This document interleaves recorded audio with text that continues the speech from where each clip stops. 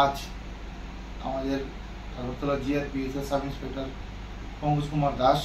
অন্যান্য মহিলা staff, inspector Obaidur Rahman এবং পার্শ্ববর্তী আরপিএফ থানার স্টাফরা মিলে রেল স্টেশন অন্যান্য দিনের মতো চেকিংয়ে বের হয়ে বিহারের দুজন, একজনের নাম নীতিশ কুমার,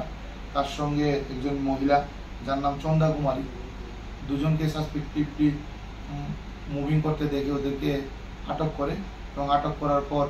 তাদের যে ব্যাগ, হ্যান্ড ব্যাগ এবং পিট্টু ব্যাগ ওগুলো তল্লাশি করা হয়। ওগুলো তল্লাশির মধ্যে আমরা ওদের ব্যাগ থেকে সর্বমোট 6 কেজি 305 গ্রাম নিষিদ্ধ গাঁজা উদ্ধার করি।